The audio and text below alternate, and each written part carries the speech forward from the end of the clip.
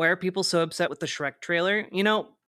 Polaire, it's really funny you ask that because it actually, oddly enough, allows us to segue into what I was trying to talk about before we rudely got interrupted by a power outage, which is that transphobes and transphobia in general is one of the biggest on ramps into the conspiracy singularity. You guys have heard me talk about this before, but this idea that conspiracies all kind of like circle the same gravitic center, gravity core, a singularity of conspiracism.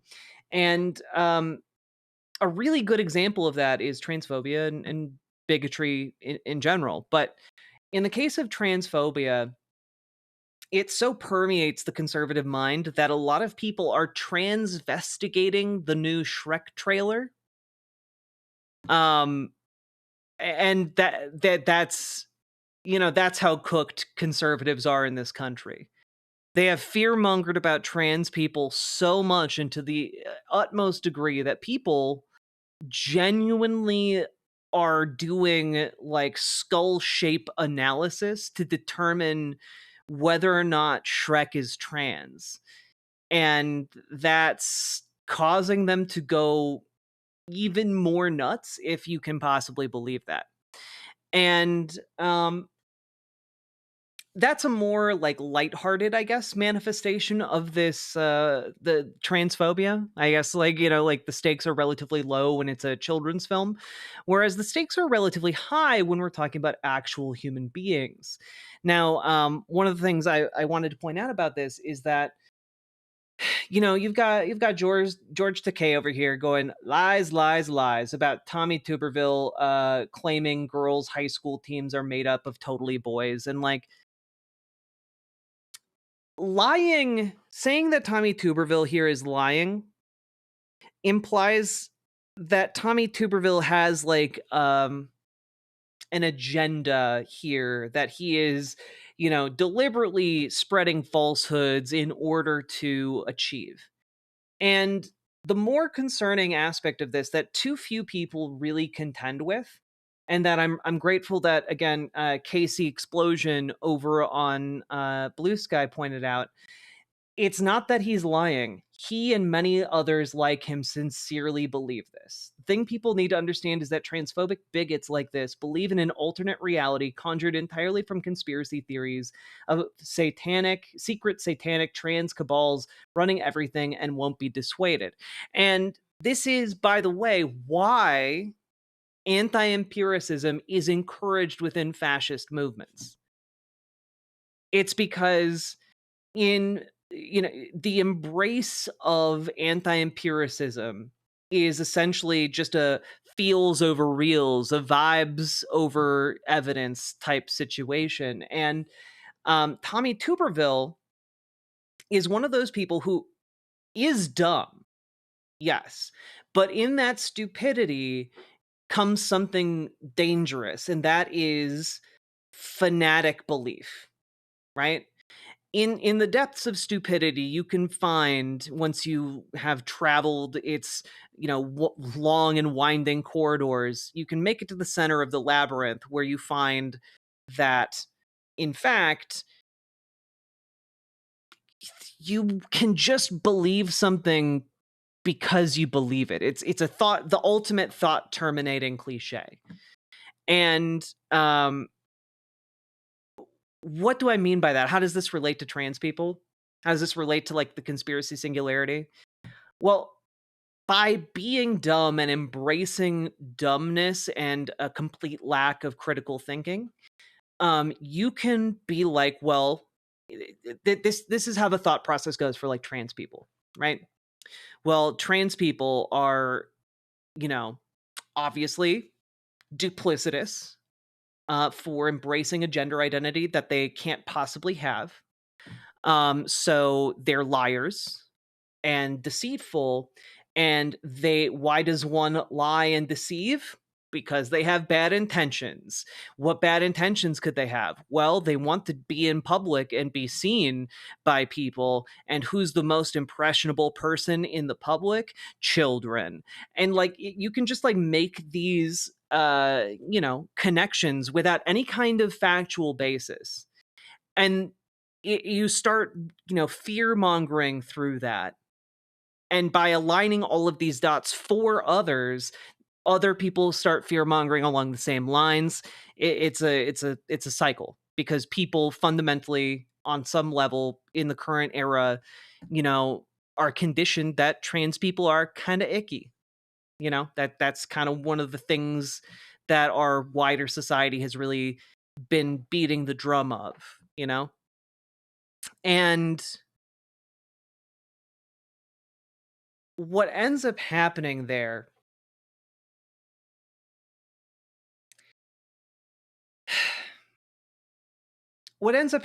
folks, is that ultimately trans people are treated like you might treat a ghost. They can be anywhere. They can see anything. They can do anything. They have unknowable agendas. How do you tell if someone is trans or not? Well, you have to like step outside the realm of norms in order to achieve more assuredness that someone is not trans. But that goal is unobtainable in its own way. You can never really know if somebody is truly trans or not. You can't, like, okay, you figured out what their chromosomes are. Did you figure out all of their potential chromosomal conditions? Did you figure out their hormonal condition? Like, it is not a question that is answerable other than by deferring to another person's personal identification. And as a result, these people live in a perpetual state of paranoia, which also, for the record, feeds into the fascist mind, right? Because these people look around and they see women who, may check one or two boxes on their checklist of who could be trans. And in this case, girls who do sports. And they say, well, obviously, those girls are doing too well. So they're all trans. They're all secret boys.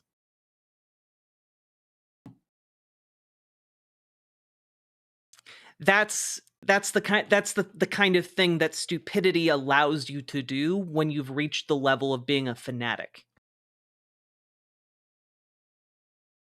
That's the kind of world they live in. It's not that they are, well, it is that they are stupid, but it is not necessarily the case that they are lying about what they believe. Because that stupidity can absolutely lead them to those conclusions, as wrong as they may be.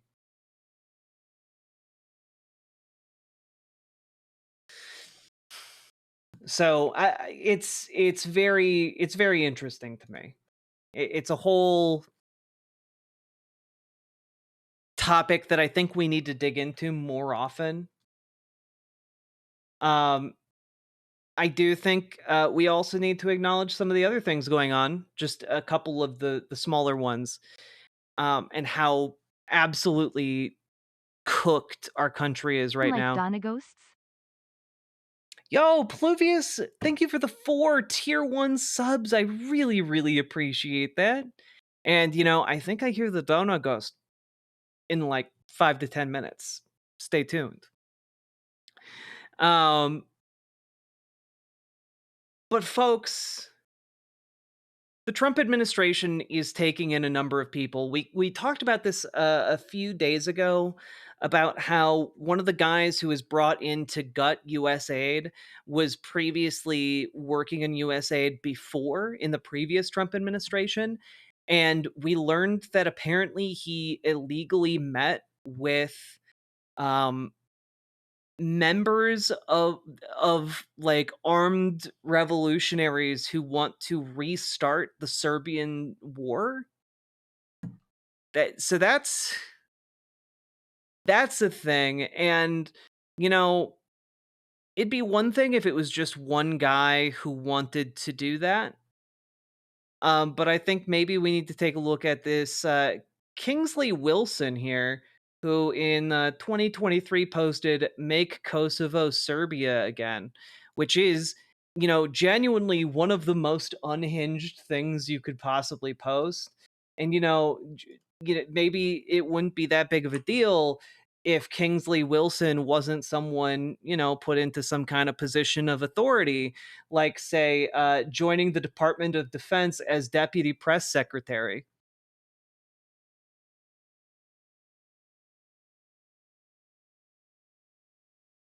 This woman who wants to reignite the Serbian the like the war.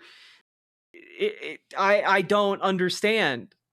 I mean, I do understand. Our enemies are evil and varied, but like,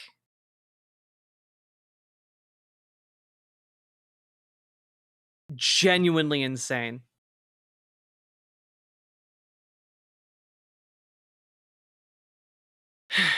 So she is just a crazy person? Yes, she's a crazy person, but also she's a crazy person who aligns with other powerful people who are being put into office who are also crazy people.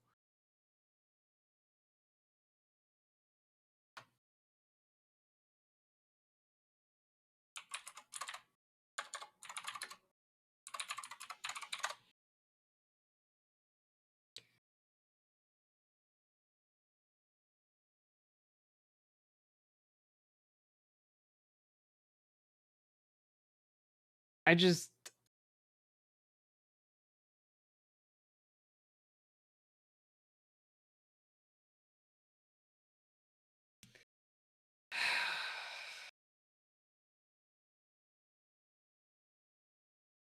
like, I don't know, maybe we shouldn't be like seeking to redo the Bosnian genocide. I don't know. I'm just spitballing here.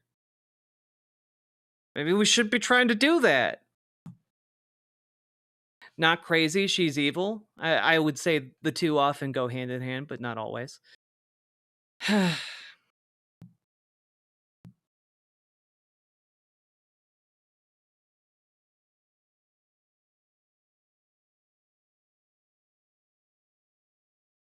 Yeah, don't do that. That's bad, actually. Yeah. Mm-hmm.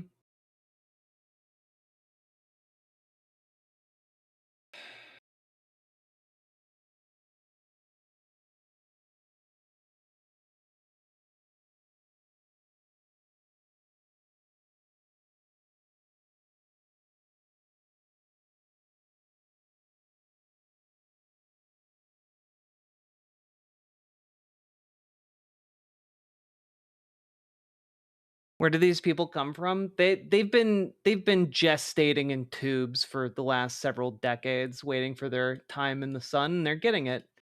And I don't think that they actually, you know, I don't think they actually want that time in the sun. I don't think that that is something these people genuinely want, despite, you know, uh, how they keep presenting themselves in public.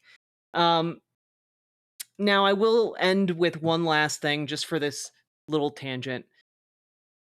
Our enemies are evil, and just blatantly so. But I also really want to hammer home that they are stupid as well. You know, their vile stupidity allows them to embrace a level of fanaticism that lends itself towards genocidal malevolence. But not only that, it's a double edged sword, right? It's a double edged sword. For the goats. Sam and Moose, thank you for gifting Amber Brains a tier 3 sub. That is very, very generous of you.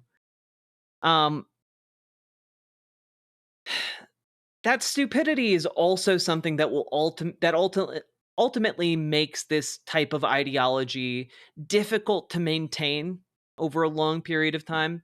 And what I mean is, if you are doing an ongoing, slow rolling fascist coup of America, one of the things you would want to do as an administration is to keep the loyalty of people in positions to potentially stop you from achieving your megalomaniacal goals, right? And, well, one group that instantly springs to mind to me is the military. You would want to keep the loyalty of the military. How might you do this? Well, you might do it by increasing their pay, increasing their benefits, increasing the perks associated with being in the military. Generally do your best to do that. And I'm gonna let you guys know that in addition to cutting the VA, in addition to everything else, um, the Trump administration is not doing that. you know, um, they're not doing that. And that is very good for all of us who love a free America, because it means that they cannot fully consolidate power in the way that they wish they could. Um, which is good. It means that the window is still open for us to act and oppose them. They have not fully clamped down on all of the ways in which we can organize, right? And I want to play you guys a 38-second clip. And if you are in the military or you know people in the military, I really want you guys to send them this clip to let, or if you know veterans in general, okay? Send them this clip. This is the Donald Trump's personal lawyer, Alina Habba, who Donald Trump made counsel to the president, basically the biggest lawyer in all the lands who advises the president on all legal matters related to policy, et cetera, et cetera, et cetera. Okay? And this is what she had to say about veterans. President starting to think about maybe some of those veterans who worked for the federal government and maybe what the administration can do to at least help salvage their lives? Well, as you know, we care about veterans tremendously. I mean, that's something the president has always cared about. Anybody in blue, anybody that serves this country. But at the same time, we have taxpayer dollars. We have a fiscal responsibility to use taxpayer dollars to pay people that actually work. That doesn't mean that we forget our veterans by any means. We are going to care for them in the right way, but perhaps they're not fit to have a job at this moment or not willing to come to work. And we can't, I wouldn't take money from you and pay somebody and say, sorry, they're not going to come to work. It's just not acceptable.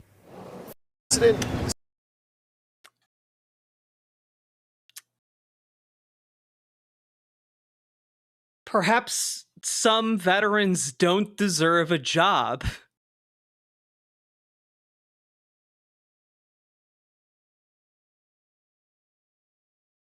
Come to work, and we can't way, but perhaps they're not fit to have a job at this. They're not fit to have a job.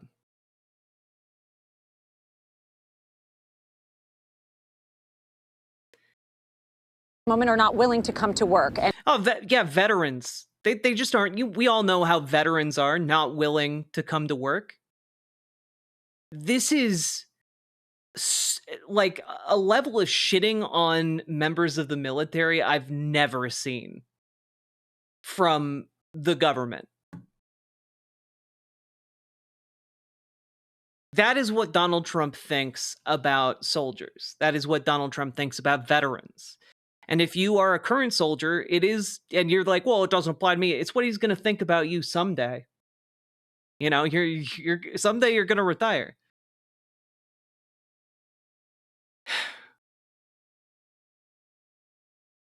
Every single member of the military needs to know exactly what these ghouls think of them.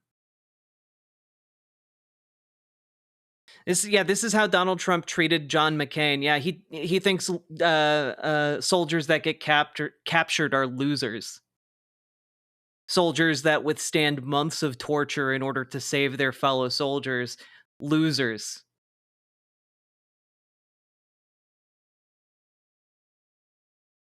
And now he thinks that if you are a soldier or a veteran, well, sometimes you guys just don't deserve jobs. Sure, you may have served your country faithfully. Sure, you may have put your life on the line, but you're a sucker, according to these people. Some of you don't even deserve a job, apparently. So I want you to make sure every single veteran sees that. Every single, enlisted man sees this. Because, guys, these are the people who, these people in power right now in the United States, they hate all of us. They literally voted to put more shit in our water. That it's not even I'm not even kidding right now. Like, the Republicans empowered this. This is an article from earlier today. U.S. Supreme Court weakens rules on discharge of raw sewage into water supplies. Yeah, just what everyone was clamoring for in America, I'm sure. More shit in the water. 10,000%. These people are trying to consolidate their control over America so that they can save their donors, their big money corporate donors, those billionaires that are all buddy-buddy with Donald Trump in his halls of power right now. They're trying to slash all these regulations so that they can pay less money and become wealthier. They're trying to roll back protections against child labor so that these wealthy fucks can get wealthier at our expense, at the expense of your kids and the slashed and mangled limbs that will inevitably be chewed up in machinery. There was a time in this country when, because we didn't have regulations, children put their hands into machinery and wiggled into tough crawl spaces in the mines. They died for that. Children died for us to have regulations. When we have regulations on clean water, children died because the water was dirty. Children are the ones who initially bear the brunt of these unregulated fields.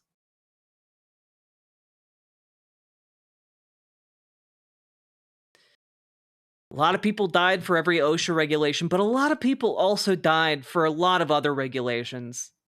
Regulations against lead in your gasoline, regulations against chemicals in the sky that made it rain acid, regulations against dumping waste into rivers, the kind of thing that literally in the 70s had rivers catch on fire.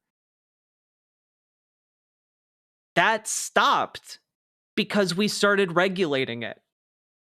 And by the way, it turns out you also don't want to drink water from rivers that catch on fire. Okay? So, all I'm saying is, if you think that Donald Trump and Elon Musk and these billionaire fucks in office right now have your back, they don't. They're playing you for fools. And we need to start doing something about it. We need to start protesting. We need to start organizing. We need to start acting against this government that is goose-stepping its way into power, with Elon Musk throwing actual honest-to-God Nazi salutes, with, Steve Bannon throwing actual honest-to-God Nazi salutes at CPAC on the same stage occupied by the President of the United States. We need to start showing awareness of the time we're in and mobilizing and acting accordingly. To that end, I'm calling on folks, share this video and also join your local Democrats to radicalize them. Join your local DSA to organize. Pressure your local political apparatuses to do the right thing with on-the-ground local pressure, because you wield so much more power on a local level than you give yourself credit for. And if you can wield that power locally, you can start to wield it on a state level. And if you can start to wield it on a state level, you can start to wield it on a national level. It is how the game is played, and we need to start playing this game to win it. Okay? We need to start playing to win. It's not enough to start to just point at, oh man, the Democratic Party sucks. Yeah, we all know it sucks. It's time to take that and forge it into something better. And if that means we have to get it red hot and boiling with our rage before it gets molded into something that's actually goddamn useful, then so be it. We will do that. We will rally up this base into a raging inferno, and we will organize and win the day. That's how the entire game is played. So, join your local Democrats, join your local DSA. That way you can pressure the Democrats inside and outside. And then also join your local Indivisible chapter. And if you don't have a local Indivisible chapter, make one. Okay? Indivisible has been doing some of the best work organizing protests across the country to increase grassroots pressure against these sitting politicians on both the right and the left. And they are by far, by my estimation, doing the best job with almost no resources. And the more people we get plugged into that, the better. Okay? Elon Musk is actually going after the founders of Indivisible because of how effective they've been. So let's keep doing that. You can also show up and protest Tesla. Go to teslatakedown.com. You can find a local protest or make one of your own. And so far, Elon Musk has lost over $100 billion due to protests against his companies. And that number needs to go up even higher. He needs to lose more money. The price of his ascension needs to be extracted. All right? So go and protest. Again, and if you want to get involved in some of the swing races that are happening right now, I know Commit to Democracy is having a postcard writing campaign for the House race in Florida. There are a bunch of special elections coming up. If you want to help turn people out to those, you can join the Commit to Democracy postcard writing campaign. It's very good, very effective. Helps get thousands more people out there to either volunteer or to vote. So very, very important. Very, very important. Yeah, Tesla has gone down just 4.4% today alone. And in Europe, they've started burning down Tesla dealerships. So I don't think other countries are gonna just take what Tesla and Elon Musk are doing sitting down. In fact, one of the stories I read earlier today and wasn't even going to bring up was that Europe has already planned and started embracing a new satellite internet providing service to replace Starlink. So Godspeed, Europe.